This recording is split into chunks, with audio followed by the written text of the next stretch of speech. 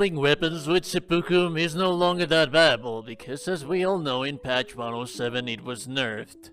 So most of us believe that was the end of the bleed builds, but it really wasn't. Those balances are just opening new doors for us to explore and to toy around with new weapons. Now this beautiful weapon that I have right here, the Eleonora's laser blade. Yes, you heard me right, laser blade. It's a weapon that got neglected for quite a lot of time because of Rivers of Blood and because of, yeah, double seppuku builds. Now, I always thought this is actually a cool weapon, but since we had other choices, yeah, I never found myself using it that much. It got buffed. The buff is not that huge, what they did, but if you pair it with a proper build, oh boy, they did break the weapon. At first I thought they didn't, but they did.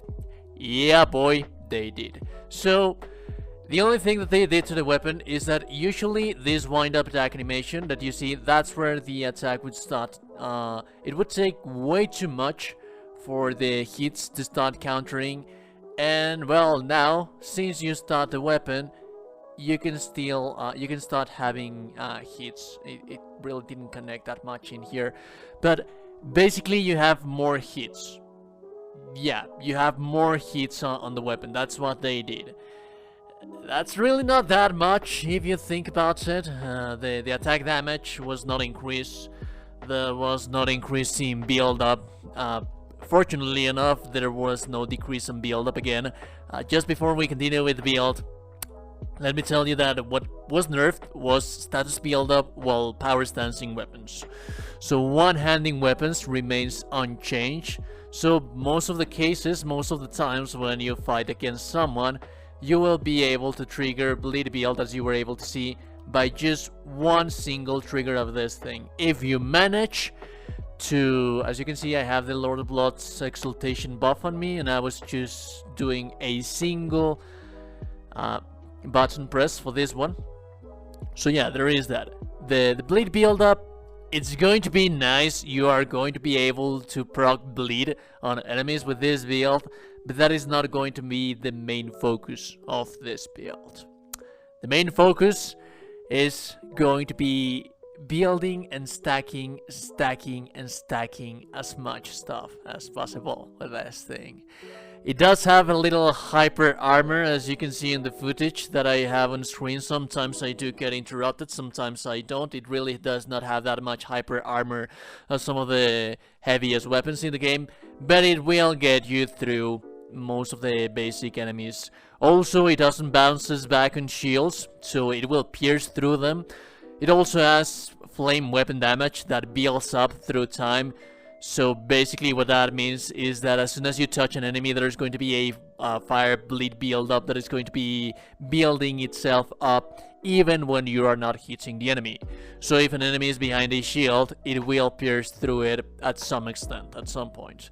So now the stats that we want for this kind of build, and then we'll talk about how it works and how amazing you will be. So basically these are the stats for a proper build that you would want to have. The most scaling damage that you have with this weapon, if you so decide to, there are two ways that you could make this happen. We do need quite a lot of mind, because it actually costs quite a little bit of focus points to be casting the Ash of War for the weapon, and we are going to be mostly focusing on using the Ash of War of the weapon. So yeah, you do want to have quite a lot of mind. I would very much like to have more endurance, but I guess it is what it is. We would be able to have more endurance. There are two possible builds that you can make in this thing. Full Arcane. I know that bleed build up stops scaling at around 45 and 50 for most of the weapons, but we do want to use Arcane because it does scales with Arcane. The base damage, the base AR, it does scales with Arcane, so we want to have that in mind as well. Next, the second build, or the first build, which is the one that you are seeing right here, right now, is for Dexterity. We want to have as much AR as possible, and I'll show you why in a little bit when I show you about the talismans and the stacks that we will be having with this build. But yeah, basically, what we want to do is have as much AR as possible and reach the self-cap for bleed build-up. We do want to have as much bleed build-up as possible because it's part of how much damage we are going to get. And yeah, that's basically the stats. Let's take a look at the equipment. The shield, it's really not that important. As a matter of fact, I would advise for you to be using this thing.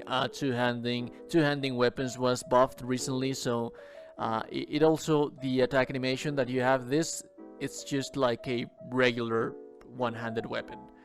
But this one is going to do 2 hits per button of attack. Yeah, that thing. Anyways, I would advise for you not to use shield. I have my Sacred Earthsteel Dagger in here just because I like to buff up myself with Sacred Bow. And that's an Ash of War that you can place into a weapon. It's light, so I don't really have to worry too much about it. The Eleonora Polebale. That's the core of the build, basically. So, Millicent's Prosthesis, Lord of Lot's Exaltation, Shard of Alexander, and Rotten Wingsword Insignia. These 2 guys right here are going to be increasing your base damage by performing regular attacks. So, as you can see, this is just a disgusting amount of attacks, and just by pressing the button 2 times, if you manage to land all of the hits into the enemy, that is going to build up at the maximum the bonuses from Millicent's Prosthesis and Rotten Wingsword Insignia. Shadow of Alexander is going to natively increase the base damage of the skill. We are using the Ash of War, the skill of the weapon, so it is going to be natively increasing the damage that we deal by it. And then Lord of Lords Exaltation, which is going to increase our AR as soon as we have blood loss on the vicinity. And like I told you, most of the cases, most of the enemies, since this was not nerfed, the one that got nerfed was the power stancing for the weapons. But this one right here should take just one of that, and if that's not enough, this one, a second press of the left trigger should be more than enough for you to be able to deal blood loss on the enemies. And how much damage am I going to get for that? Normally, a well-built, buffed up Colossal Sword could end up having 1k damage. A Colossal Sword, 1k damage. That's the damage, that's the AR that can reach. This thing that you see me using right now, it's going to reach 1.2k damage if you buff it up completely. If you buff up completely, this weapon is going to have 1.2k damage. That is 1.2k damage for a twin blade. That is just... You're going to laser through the enemy's health bar, through the boss's health bar, like you have... Oh, God, it's just so beautiful. I can't believe that I never thought about this build. Well, it's more viable now. You see the difference, that this was not viable before because it would take way too much anyways for you to be able to build this thing. This attack actually takes quite a lot for it to complete, and it will leave you quite open sometimes for you to be able to completely do the full animation of the attack.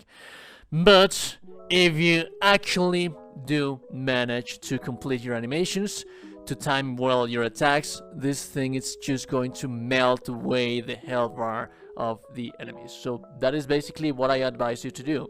I forgot to mention the Flask of Wondrous Physique. This thing has fire damage, so the Flask of Wondrous Physique that you want is Flame Shrouding Crack Tia. That is going to increase the damage of the weapon, as well as the Green Burst Crystal Tia, because this thing, even while you are using it, just the FP, it's going to consume stamina as well, so you do want to have as much stamina recovery as possible. And do I forget something? I believe no. I believe that's everything. It's a beautiful build. It's an amazing build. Remember, if you like the content, you like the video, super appreciated, and if you subscribe to the channel, you will be happier in life. Remember that no one has told you today that you're a gorgeous and beautiful person. You are indeed a gorgeous and beautiful person. Have a beautiful day. Now we'll see you goddamn gorgeous and beautiful people in the next one. Goodbye.